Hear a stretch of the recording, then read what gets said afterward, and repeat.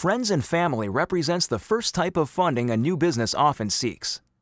The idea is pretty straightforward. You reach out to family and friends to invest in your passion with the hope you'll pay them back when you've made enough money.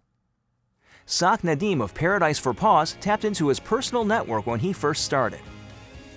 I'm Sak Nadim. I am the founder and top dog of Paradise for Paws. So Paradise for Paws is a premier resort for cats and dogs. Our resorts are airport related. I think of financing as almost a little bit of a jigsaw puzzle that you have to kind of put together.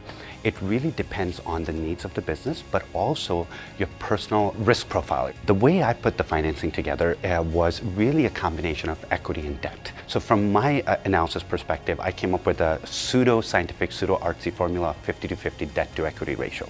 How I found the investors was first looking into my personal network to say, hey, who are the people who believe in this, what I'm doing, and also believe in me. I decided to take smaller investors to kind of keep the risk profile for them low, as well as a little bit easier for me to manage as well. Instead of one large investor being in the business a little bit too much, it was easier to manage some of those smaller investors and kind of get all of the expectations right. Friends and family can also offer funding in the form of business services, consulting, or even supplies and equipment.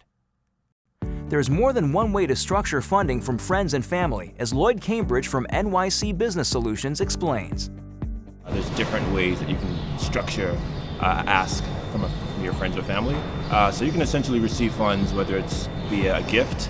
You can also receive funds from friends or family in terms of debt and also in terms of equity, right? So you want to be very conscious and intentional about the type of financing that you want to receive from your friends or family. So if it's a gift, what does that mean, right? You don't have to repay it back. There's no ownership. If it's debt, you have to be concerned about the terms of that debt, right? And repayment and cash flow. Like, do you have enough money to actually be able to repay the debt once you actually receive it from a friend or family? And an investment or equity from a friend or family, it's a little different, right?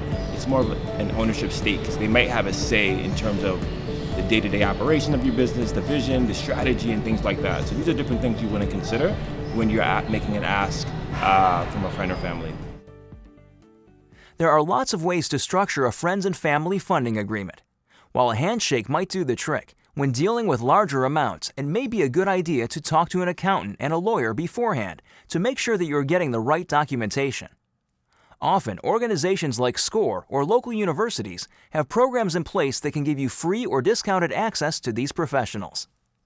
If your business is brand new or is just getting started, your friends and family may be the easiest way to go about securing financing for your business.